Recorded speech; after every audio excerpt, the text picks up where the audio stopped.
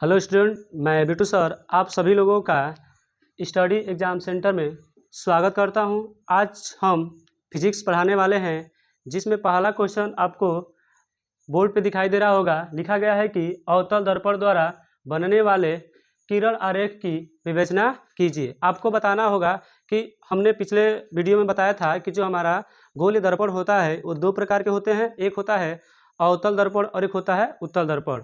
तो हम पिछले वीडियो में पढ़ा चुके हैं। उसके आगे हम क्वेश्चन लेकर आए हैं जो आपको बोर्ड के एग्जामों में बहुत बार रिपीटेड होता है कि अवतल दर्पण द्वारा या उत्तल दर्पण द्वारा प्रतिबिंब का किरण आरेख किस प्रकार किया जाएगा। तो चलिए हम इस वीडियो में आज हम उसी के बारे में डिस्कस करेंगे। यदि यह वीडियो आपको पसंद आए तो इस वीडियो को आप लाइक कीजिए, अपने दोस्तों के यहाँ ज़्यादा से ज़्यादा शेयर कीजिए। ऐसे ही हम बहुत सारे वीडियो आपको हर एक टॉपिक वाइज, क्वेश्चन वाइज जो बोर्ड के एग्जामों में बार बार पूछे जाते हैं कराएंगे। आज का हम पहला क्वेश्चन पढ़ेंगे। दिया गया है कि अवतल दर्पण द्वारा बनने वाले किरण की विवेचना कीजिए। अर्थात आपको बताना होगा कि जो हमारा अवतल दर्पण होता है, जिसे अवतल दर्पण कहते किसे हैं, तो वह किसी कांच खोखले गोले का काटा हुआ एक ऐसा भाग, किसी कांच खोखले गोले का एक काटा हुआ ऐसा भाग जिसका उभरे हुए भाग को हम कलई कर देंगे तथा दबे हुए भाग से प्रकाश का प्रवर्तन हो तो उसे हम अवतल दर्पण कहते हैं। ये हमने पिछले वीडियो में इसकी परिभाषा को बता चुके हैं। इस वीडियो में हम आपको आज बताएंगे कि किरण आरेख कितने प्रकार के होते हैं, वो भी अवतल दर्पण में। चलिए तो इसका हम आंसर देखेंगे। सबसे पहले हम लोग हेडिंग ही डालेंगे कि अवतल दर्पण द्वारा बनने वाले किरण आरेख कैसे किया जाएगा। तो पहले इसके प्रकारों को जान लेते हैं कि अवतल दर्पण के किरण आरेख के कितने प्रकार होते हैं। तो आप सभी लोगों को पता ही होगा या हम व्हाइट बोर्ड पे लिखे हैं कि इस दर्पण का मतलब अवतल दर्पण के द्वारा 3 प्रकार के किरण आरेख करेंगे। कितने प्रकार के करेंगे जी?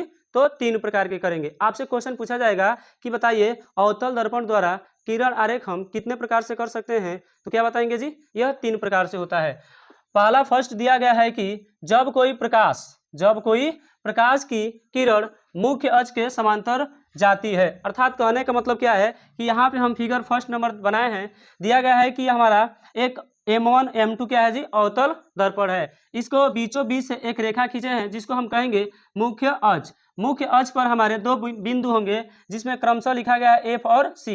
F को हम कहेंगे इस दर्पण का मुख्य फोकस तथा हम C को कहेंगे दर्पण का मुख्य केंद्र। अर्थात ये 2 पॉइंट दिया गया है। तो परिभाषा के अनुसार हम बात करेंगे। दिया गया है कि जब कोई प्रकाश की किरण आरेख, अर्थात ये हमारी प्रकाश की क्या है जी? किरण आरेख है और मुख्य अक्ष के समांतर का मतलब उसके समांतर जाती हुई प्रतीत हो रही है। अर्थात हम मुख्य अक्ष के समांतर कोई प्रकाश किरण को भेज रहे हैं। तो अवतल दर्पण से टकराने के बाद यह हमारा अवतल दर्पण M1 M2 है और यह दर्पण पे M पे क्या कर रही है जी? टकरा रही है। टकराने के बाद वह मुख्य फोकस से गुजर जाती है। मुख्य फोकस का मतलब जो भी अभी बताए हैं, जो हमारा दर्पण होता है अवतल दर्पण के मुख्य फोकस बिंदु से होकर सीधे क्या हो जाती है जी? गुजर जाती है। तो अवतल दर्पण द्वारा बनने वाले किरण आरेख का यह पहला प्रकार है, जिसमें आपको परिभाषा के साथ साथ यहाँ पे चित्र भी बनाया गया है। तो आप सभी को समझ में आ रहा होगा कि जब कोई प्रकाश किरण मुख्य अक्ष के समांतर जाती है तो वह अवतल दर्पण से टकराने के बाद मुख्य फोकस से होकर गुजर जाती है। यह पहला हमारा नियम होगा। उसके बाद सेकेंड नियम की बात करेंगे। सेकेंड नियम दिया गया है कि जब कोई प्रकाश की किरण, अर्थात यहाँ पे सेकेंड नंबर बना दिया गया है कि जब कोई प्रकाश की किरण अवतल दर्पण के मुख्य फोकस से होकर जाती है। अर्थात पहले में हम कहे हैं कि मुख्य अक्ष के समांतर जा रही है, लेकिन अब जो हमारा दूसरा नियम है इसमें मुख्य अक्ष के समांतर न जाकर जो हमारा अवतल दर्पण M1 M2 है इसके क्या हो जाएगी? दर्पण के मुख्य फोकस से होकर जाती है। तो दर्पण से टकराने के बाद मुख्य अक्ष के यहाँ पर दर्पण M पे क्या कर रही है जी? टकरा रही है और टकराने के बाद यह हमारा रेखा मुख्य अक्ष है। मुख्य अक्ष के क्या हो जा रही है? समांतर हो जा रही है, अर्थात समांतर हो जाती है। तो हम इसे अवतल दर्पण द्वारा जो किरण आरेख होगा ये हमारा सेकेंड नंबर होगा। उसके बाद हम बात करेंगे अवतल दर्पण द्वारा बनने वाले किरण आरेख नंबर 3। दिया गया है कि जब कोई प्रकाश की किरण अवतल दर्पण के वक्रता केंद्र से, अब हम क्या करेंगे, जो भी हमारा M1 M2 यहाँ पे दर्पण दिखाया गया है न तो हम मुख्य अक्ष के समांतर भेजेंगे न ही मुख्य फोकस से भेजेंगे। अब क्या करेंगे जी, कहीं से भी प्रकाश किरण आ रही होगी, अब उसको हम कहाँ से गुजारेंगे, तो जो भी हमारा अवतल दर्पण होगा वह उसके मुख्य केंद्र से। कहाँ से जी? मुख्य केंद्र से। जैसे ही किसी प्रकाश किरण को हम मुख्य फोकस के केंद्र से गुजारते हैं तो यहाँ पर दर्पण M पर क्या करेगी जी? टकराएगी, और टकराने के बाद पुनः उसी मार्ग में वापस क्या हो जाएगी जी? लौट जाएगी। तो यह हमारा अवतल दर्पण के टोटल 3 प्रकार के किरण आरेख होते हैं। इसी वीडियो में हम आपको पढ़ाएंगे अवतल दर्पण द्वारा बनने वाले प्रतिबिंब। तो जो अवतल दर्पण द्वारा बनने वाला प्रतिबिंब होगा, इन्हीं तीनों नियमों के आधारित पे हम उस पर क्या करेंगे जी? किरण आरेखों को दर्शाएंगे कि उसका प्रतिबिंब कहाँ पे बनेगा, उसका आकार कैसा होगा, उसकी स्थिति क्या होगी। तो आपको याद रखना होगा कि जो ये हमारा अवतल दर्पण होता है, इसके द्वारा कितने प्रकार के किरण आरेख होंगे जी? तो आपको बताना होगा 3 प्रकार, फर्स्ट, सेकेंड और थर्ड। एक बार पुनः फिर देखेंगे। पहला दिया गया है कि जब कोई प्रकाश की किरण मुख्य अक्ष के समांतर जाती है तो वह अवतल दर्पण से टकराने के बाद मुख्य फोकस से होकर गुजर जाती है। आपको चित्र नंबर फर्स्ट में दिखाया गया है। उसके बाद नियम नंबर सेकेंड देखेंगे। दिया गया है कि जब कोई प्रकाश की किरण अवतल दर्पण के मुख्य फोकस से होकर जाती है तो दर्पण से टकराने के बाद मुख्य अक्ष के समांतर हो जाती है। आपको चित्र नंबर सेकेंड में दर्शाया गया है। उसके बाद नियम नंबर थर्ड की बात करेंगे कि जब कोई प्रकाश की किरण अवतल दर्पण के वक्रता केंद्र से होकर जाएगी तो अवतल दर्पण पर टकराने के बाद उसी मार्ग में वापस लौट जाएगी। तो ये हमारे अवतल दर्पण के द्वारा 3 प्रकार के किरण आरेख होते हैं। उसके बाद अब चलेंगे, इसी में हम क्वेश्चन नंबर सेकेंड की बात करेंगे। तो अगला हम क्वेश्चन देख रहे हैं। तो क्वेश्चन नंबर हम सेकेंड देखेंगे। दिया गया है कि अवतल दर्पण द्वारा बनने वाले प्रतिबिंबों की व्याख्या कीजिए। अर्थात क्वेश्चन आपसे पूछा जाएगा, ये हर बार एग्जामों में आपसे पूछा ही जाएगा कि अवतल दर्पण के द्वारा कितने प्रतिबिंब बनते हैं, कैसे बनते हैं, उनका किरण आरेख कीजिए या रचना कीजिए। तो इस वीडियो में क्वेश्चन नंबर जो सेकंड दिया गया है उसी पे है, कर रहा है कि अवतल दर्पण द्वारा बनने वाले प्रतिबिंबों की व्याख्या कीजिए। आंसर की बात करेंगे तो जैसे आप बोर्ड के एग्जामों में कॉपी लिखेंगे तो सेम टू सेम ऐसे ही हम क्या करेंगे जी? कॉपी को लिखेंगे, ताकि एग्जामिनर समझ जाए कि यह जो भी लिखावट है एक पढ़ने वाले लड़के की लिखावट है, और अपने लैंग्वेज में लिखेंगे जो भी चीज़ हम समझे हैं। तो इस क्वेश्चन का आंसर हम देखेंगे। दिया गया है क्वेश्चन का आंसर में सबसे पहले हम हेडिंग को देखेंगे कि जो हमारा हेडिंग है वह क्या है। कह रहा है कि अवतल दर्पण द्वारा बनने वाले प्रतिबिंब। सबसे पहला हम हेडिंग ये डालेंगे। उसके बाद हम यदि बात करेंगे कि जो अवतल दर्पण होता है इसके द्वारा टोटल 6 प्रकार के प्रतिबिंब बनेंगे। कितने प्रकार के बनते हैं जी? टोटल आपको 6 प्रकार से बनेगा। 6 का देखेंगे। जैसे हम क्या करेंगे कि जो हमारा मुख्य अक्ष होगा उस पर हम बारी बारी से वस्तु को रखेंगे। उसके बाद देखेंगे कि इसका प्रतिबिंब किस प्रकार बन रहा है। तो हम इसमें पहला कंडीशन देखेंगे। पहला कंडीशन ये कहा गया है कि जब वस्तु कहाँ पर स्थित हो जी? अनंत पर स्थित हो। अर्थात हम एक वस्तु लेंगे जिसका नामकरण कर देंगे। यह हमारा वस्तु है, दिखाया गया है AB। ये जो भी वस्तु होगा क्या होगा जी? A and B। एक नीचे से भी लेंगे तो उसी तरह एंड B लेंगे, और इन दोनों को हम क्या करेंगे जी? मुख्य अक्ष के समांतर गुजारेंगे। जैसे ही हम किसी अवतल दर्पण के सामने से मुख्य अक्ष के समांतर किरणों को गुजारेंगे तो वह दर्पण से टकराकर कहाँ से होकर गुजरेगा जी? तो यह फोकस होगा। अभी पीछे पहला क्वेश्चन बताए थे कि अवतल दर्पण द्वारा जो प्रतिबिंब का किरण आरेख होता है उसी का हम यहाँ पे पहला नियम का प्रयोग किए हैं कि जब कोई प्रकाश किरण अवतल दर्पण के सामने जाती है तो अवतल दर्पण से टकराने के बाद मुख्य फोकस से होकर गुजर जाती है। तो ये हमारा पहली किरण आरेख रहा, और ये हमारा दूसरी किरण आरेख ये रहा। इसको हम अनंत पर रखे हुए डैश डैश करके दिखाया गया है। अब यहाँ से जो भी प्रकाश किरण जाएगी दर्पण से टकराएगी, टकराने के बाद कहाँ से होकर गुजर जाएगी जी? फोकस से। ये दोनों किरणों को हम क्या करेंगे जी? आगे की तरफ बढ़ाएंगे। तो फोकस जब से आगे बढ़ाएंगे तो ये मुख्य फोकस पे क्या करेंगे जी? कट करेंगे। जैसे ये मुख्य फोकस पे कट करेंगी तो जहाँ पे वस्तु AB बन रहा है उसका प्रतिबिंब यहीं पे हमारा एक बिंदु आकार का बनेगा, जिसका हम नामकरण कर देंगे B डैश और A डैश। ये हमारा क्या होगा जी? जब वस्तु अनंत पर होगा। अब इसकी हम रचना की बात करेंगे कि इसकी रचना कैसे करेंगे। यदि हम देखेंगे रचना में तो सबसे पहले आपको लिखना होगा कि जब वस्तु अवतल दर्पण के सामने अनंत पर स्थित हो, ठीक है। उसके बाद अनंत से 2 प्रकाश किरणें मुख्य अक्ष के समांतर जाती है, जो कि चित्र में दिखाया गया है। जाती है, दर्पण 2 दर्पणों के मुख्य फोकस से होकर गुजर जाती है। इन दोनों किरणों के कटान बिंदु को ही वस्तु AB का प्रतिबिंब B डैश A डैश बनता है। जैसे हम इसकी रचना कर लेंगे तो इस रचना के आधार पर हम देखेंगे कि इसकी कितनी शर्त होती हैं। तो जो अवतल दर्पण द्वारा प्रतिबिंब बनेगा इसकी टोटल 3 शर्त होती है। पहला कि वस्तु कहाँ पे बनेगा, अर्थात वस्तु की स्थिति क्या होगी। दूसरा पूछा जाएगा कि इसमें जो वस्तु होगा, जैसे हम वस्तु रखे गए होंगे तो उसका प्रतिबिंब कितना बनेगा, अर्थात उसका आकार की बात करेगा कि प्रतिबिंब का आकार कैसा होगा, ठीक है, प्रतिबिंब का आकार क्या होगा। उसके बाद यदि हम बात करेंगे कि प्रकृति में प्रकृत का मतलब ये होता है कि जब हम उत्तल दर्पण हो या अवतल दर्पण है, तो जब भी हम प्रकाश किरणों को दर्पण से गुजारेंगे तो टकराने के बाद आपस में कहीं पे टकराएंगी, तो जहां पे वो मिलेंगी वहां पे वस्तु जो भी रखी गई उसका वहां पे क्या बनेगा जी, प्रतिबिंब बनेगा। जो भी प्रतिबिंब बनता है ये दो प्रकार से बनेगा, एक होता है वास्तविक प्रतिबिंब और एक होता है आभासी प्रतिबिंब। यदि मैं वास्तविक प्रतिबिंब की बात करूंगा तो जब कोई प्रकाश किरण दर्पण से टकराने के बाद वास्तव में मिलती हो, कहने का मतलब क्या है कि यहाँ पे दोनों प्रकाश की किरण जा रही है और वास्तव में यहाँ पे क्या कर रही है, मिल रही है। तो इस प्रकार के जो भी प्रतिबिंब बनते हैं उसे हम कहते हैं वास्तविक प्रतिबिंब। और वास्तविक प्रतिबिंब में जो वस्तु होता है वो हमेशा उल्टा दिखाई देगा। कहने का मतलब क्या है कि हम यदि किसी दर्पण के सामने होंगे तो हमारा चेहरा क्या होगा जी, उल्टा दिखाई देगा। अरे बस समझ में। तो कहने का मतलब है कि जब भी आपको वस्तु वास्तविक प्रतिबिंब बनाएगा तो उसके साथ वस्तु कैसी दिखाई देगी जी, उल्टा। और दूसरा इसमें होता है आभासी प्रतिबिंब। आभासी प्रतिबिंब का मतलब ये होता है कि जब प्रकाश की दो किरणों को दर्पण से हम टकराएंगे तो टकराने के बाद उसका जो प्रतिबिंब बनेगा वो केवल आभास किया जाता हो, ऐसे प्रतीत होता हो लेकिन स्पष्ट रूप से बनता न हो, तो हम कहेंगे आभासी प्रतिबिंब। और आभासी प्रतिबिंब के साथ साथ जो हमारा वस्तु दिखाई देने का काम करेगा वो हमेशा कैसी दिखाई देगा जी, सीधा दिखाई देगा। तो वो तो हम देख ही लेंगे। इसमें देखेंगे कि जो हमारा अवतल दर्पण द्वारा बनने वाला प्रतिबिंब है जिसमें पहला कंडीशन दिया गया है कि जब वस्तु अनंत पर स्थित हो कि इनकी शर्त क्या होती है। तो शर्त इसका फर्स्ट नंबर दिया गया है कि इसकी स्थिति क्या होगी, अर्थात बताना होगा कि ये प्रतिबिंब बनाएगा कहाँ पे। तो देखो ए से जा रही प्रकाश किरण, जाने के बाद दर्पण से टकरा गई है, यहाँ से फिर प्रकाश किरण जा रही है, दर्पण से टकराने के बाद फोकस होकर गुजर रही है। अर्थात हम कह सकते हैं कि जो भी अनंत पे वस्तु रखी गई है उसका प्रतिबिंब कहाँ पे बनेगा जी, तो दर्पण के मुख्य फोकस पे।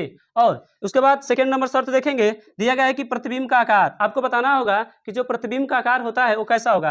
तो देखो वस्तु को कहाँ पे रखा गया है जी, अनंत पे, और अनंत का मतलब होगा कि वस्तु बहुत क्या होगी, बड़ी होगी। और जब वस्तु बहुत बड़ी होगी तो उसकी अपेक्षा में जो प्रतिबिंब बना है वो कैसा बना है जी, बिंदु आकार का, या आप कह सकते हैं वस्तु से बहुत ही छोटा, बहुत छोटा का मतलब बिंदु आकार का।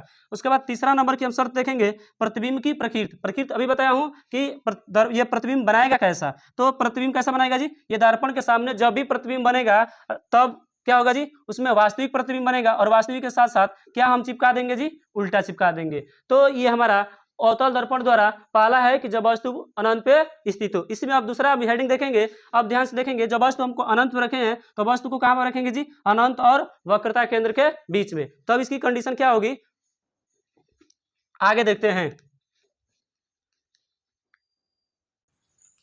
तो इसमें दूसरा हम देखेंगे कि वस्तु को अब कहाँ रखेंगे जी, पहले में हम रखे थे वस्तु को अनंत पे, अब दूसरे में रखेंगे अनंत से थोड़ा आगे। यदि हम अनंत से आगे चलेंगे तो अनंत से आगे चलेंगे तो हम कहाँ पर रखेंगे जी, अनंत और वक्रता केंद्र के बीच में। तो हेडिंग बनाएंगे हम लोग दूसरा इसमें कि जब वस्तु को अनंत तथा दर्पण के वक्रता केंद्र के बीच में रखा जाए तब हमारा जो प्रतिबिंब होगा कहाँ पे बनेगा, इसका आकार कैसा होगा, इसकी आकृति कैसी होगी। उसके बाद हम रचना देखेंगे। तो सबसे पहले फिगर के माध्यम से समझ ले रहे हैं, उसके बाद हम परिभाषा या रचना आपको दिखा रहे हैं। ध्यान से देखेंगे यहाँ पे हम M1 M2 एक क्या है जी, दर्पण लिए हैं जो कि अवतल दर्पण है, जिसको हम बाहर से कलई किए हैं। इसमें हमारा एक मुख्य अक्ष है, दो यहाँ पे दर्पण को दो बराबर भागों में बांटने के काम करेगी। दर्पण के मुख्य अक्ष पर हमारे 2-3 बिंदु होंगे, जिसपे बिंदु P है, बिंदु F है, बिंदु C है। उसके बाद हम बिंदु मुख्य अक्ष पर ही वस्तु एक AB रखे हैं।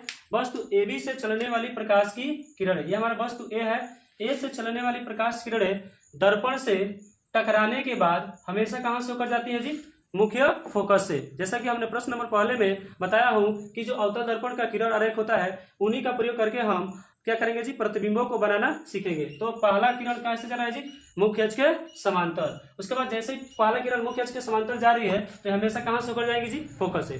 पुनः बिंदु ए से चलने वाली प्रकाश किरण अवतल दर्पण के वक्रता केंद्र से होकर जाती है तो दर्पण से टकराने के बाद पुनः उसी मार्ग में वापस लौट जाती है।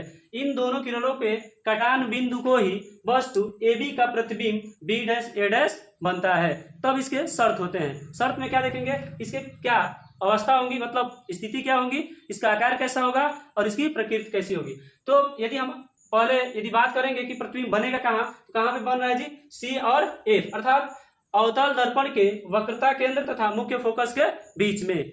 उसके बाद यदि आपसे पूछा जाएगा कि बताइए इसका आकार क्या होगा, तो यहाँ पे दिखाई दे रहा है कि वस्तु तो क्या है जी, बड़ा है, और इसके अपेक्षा जो प्रतिबिंब बना है क्या बना है जी, छोटा बना है। तो हम कह सकते हैं जो वस्तु का प्रतिबिंब है वो वस्तु से क्या ऐसा होगा जी, छोटा होगा। उसके बाद ये जो हमारा प्रतिबिंब बन रहा है ये कैसा बना है जी, दर्पण के सामने। जब ये प्रतिबिंब दर्पण के सामने बनेगा कैसा होगा जी, और वास्तविक होगा। कैसा होगा, वास्तविक, और वास्तविक के साथ कैसा होगा जी, उल्टा होगा। यदि हम रचना करेंगे तो सबसे पहले क्या लिखेंगे जी, जो हमारा हेडिंग होता है उसी को हम क्या करेंगे जी, उसमें इंक्लूड करके अर्थात जोड़कर लिखेंगे। तो हेडिंग था ना कि जब वस्तु अनंत तथा दर्पण के वक्रता केंद्र के बीच में स्थित हो, तो हम कह सकते हैं कि रचना में कि जब वस्तु को दर्पण के अनंत तथा वक्रता केंद्र के बीच स्थित हो। यहाँ पे देखो दिया गया है ना कि जब वस्तु को दर्पण के अनंत तथा वक्रता केंद्र के बीच स्थित हो तो बिंदु ए से चलने वाली प्रकाश की किरणें मुख्य अक्ष के समांतर जाती है, तो दर्पण से टकराने के बाद मुख्य फोकस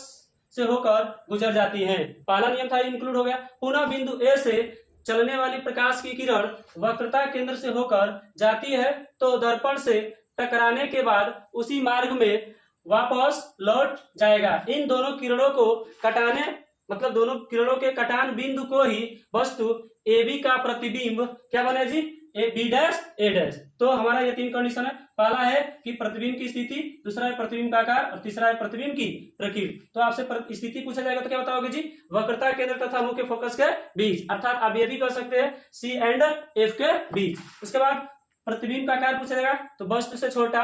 उसके बाद प्रतिबिंब की प्रकृति पूछेगी तो बस वास्तविक और उल्टा। उसके बाद इसका हम तीसरा नियम देखेंगे कि इसका तीसरा नियम का है। देखो अब जैसे पहला हम रखे थे कि वस्तु कहाँ पे जी, अनंत पे। दूसरा कहाँ पे रख रहे हैं जी, तो वस्तु को अनंत और उसके हल्का क्या करेंगे, दर्पण की तरफ रखेंगे। तो कहाँ पे, दर्पण की तरफ हल्का सा रखेंगे, तो हम कह सकते हैं दर्पण के वक्रता केंद्र तथा अनंत के बीच। अब हम वस्तु को अनंत तथा वक्रता केंद्र के बीच में न रखकर अब तीसरे कंडीशन में रखेंगे वस्तु को वक्रता केंद्र पर। तो हेडिंग डालेंगे इसमें, वस्तु को कहाँ पर रखेंगे जी, वक्रता केंद्र पर। इस क्वेश्चन का हम तीसरा हेडिंग देखेंगे कि वस्तु को हम कहाँ पे रखेंगे। तीसरा में दिया गया है इसमें कि वस्तु को कहाँ पर रखें जी, तो जब वस्तु वक्रता केंद्र पर स्थित हो। अर्थात दो कंडीशन हमने बताए हैं, दोनों कंडीशन को एक बार फिर से रिवाइज करें। पहला कंडीशन में हम ये बताए हैं कि जब वस्तु को अवतल दर्पण के सामने अनंत पे रखा गया हो तब। तो जब अनंत पे रखा गया होगा तो आपसे उसमें तीन चीजें पूछा जाएगा। पहला कि उसकी स्थिति क्या होगी, उसका आकार क्या होगा और उसकी प्रकृति क्या होगी। तो जब हम वस्तु को अवतल दर्पण के सामने अनंत पर रखेंगे तो उसमें उसकी जो प्रतिबिंब की स्थिति होगी वो फोकस में बनेगा। प्रतिबिंब के यदि आकार की बात करेंगे उसमें तो कैसे बनेगा जी, बिंदु आकार का, और प्रकृति की बात करेंगे तो वास्तविक और उल्टा। उसके बाद हम दूसरे हेडिंग में देखे हैं उसमें कि जब वस्तु को अनंत तथा वक्रता केंद्र के बीच स्थित हो, तो हमने भी उसमें तीन कंडीशन देखे हैं। फर्स्ट कंडीशन उसमें देखे हैं कि वस्तु का प्रतिबिंब कहाँ पे बनेगा, सेकंड देखे हैं उसमें उसका आकार कैसा होगा, उसके बाद तीसरा देखें कि उसकी प्रकृति कैसी होगी। तो पहला में बता दे रहे हैं कि जो शर्त पहला है कि उसका स्थिति क्या होगा, कहाँ पे बनेगा जी, तो वक्रता केंद्र और फोकस के बीच में। उसके बाद उसकी आकार क्या होगा जी, तो वस्तु से छोटा होगा। उसके बाद उसकी प्रकृति क्या होगी जी, तो वास्तविक और उल्टा। उसके बाद हम तीसरा इसमें देखेंगे कि जब वस्तु वक्रता केंद्र पर स्थित हो। फिगर में दिखाया गया है कि हम वस्तु ए बी लिए हैं जो मुख्य अक्ष पर स्थित है, और ये कहाँ पे स्थित है जी, वक्रता केंद्र पर। ये जब वस्तु वक्रता केंद्र पर स्थित है तो बिंदु ए से चलने वाली प्रकाश किरण दर्पण के